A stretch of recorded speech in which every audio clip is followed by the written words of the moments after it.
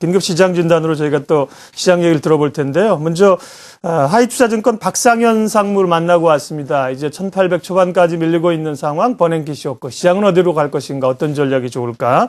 박상현 상무 인터뷰 내용 먼저 보시죠.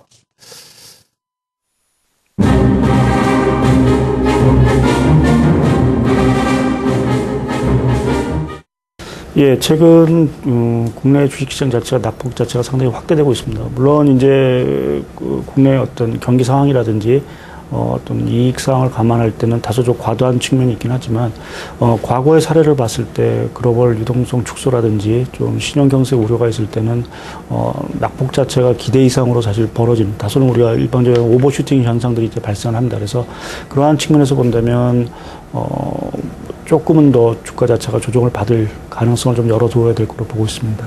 예, 두 가지 측면이 있는 것 같습니다. 하나는 지금 미국 양적 완화 축소에 따른 이제 글로벌 유동성 축소, 그것의 어떤 타겟 자체가 일단은 주로 이제 이머징 시장이라는 측면에서 보면, 국내 역시 거기에서 자유로울 수 없다는 측면에서 외국인 자체의 매도세가 조금 이어질 수 있는 부분들이 있고요.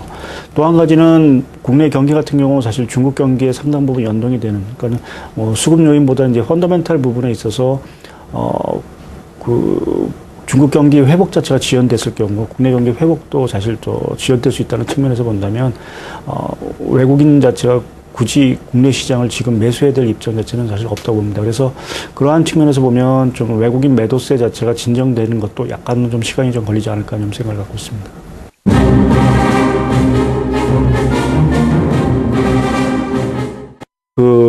원화 부분, 그러니까 특히 이제 달러화 부분의 어떤 강세 흐름 자체가 전반적인 이머징 시장의 가장 큰 부담 요인들인데요.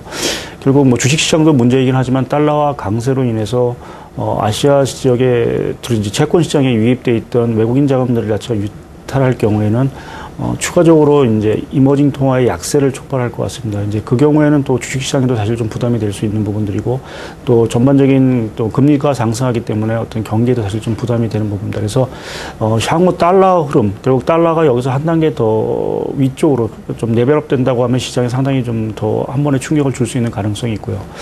다행스럽게 좀 달러가 좀 강세 흐름이 좀 진정이 된다고 한다면 시장 역시 좀 진정해야 되는 그러한 분위기로 좀 가지 않을까 좀 생각을 갖고 있습니다. 예, 일단 좀 시장이 패닉상이라는 측면에서 거기에 좀 편승해서 주식을 좀 매도해야 될 입장은 좀 아니라고 좀 보고 있고요. 물론 이제 추가적인 조정 가능성은 있긴 하지만 이번 양적 완화의 어떤 배경 자체도 미국 경기 회복을 이제 뒷받침하고 있는 부분들이고, 또 전반적으로 글로벌 경기 자체가 일단은 좀 바닥은 찍고 좀 올라가는 측면이라 본다면 3분기 후반, 4분기부터는 좀 글로벌 경기나 국내 기업 이익 자체도 사실은 조금 이제 좀 회복이 될 거로 좀 생각을 갖고 있습니다. 그래서 현 시점에서는 좀 매도보다는 좀 보유 전략으로 좀 가야 될 것 같고요. 다만, 이제 그동안 이제 중소형 장세가 상당히 이제 시장의 흐름을 주도했지만, 당분간은 아무래도 이제 환율 자체도 사실 1150원, 60원까지 올라갔다고 하면 대형 수출주 위주로 반등 시에는 아마 그러한 쪽으로 조금은 좀 매수 자체가 집중이 된다고 측면을 보면 중소형주보다는 대형주 위주로 좀 전략을 짜는 것이 좀 유효하지 않을까 하는 생각입니다.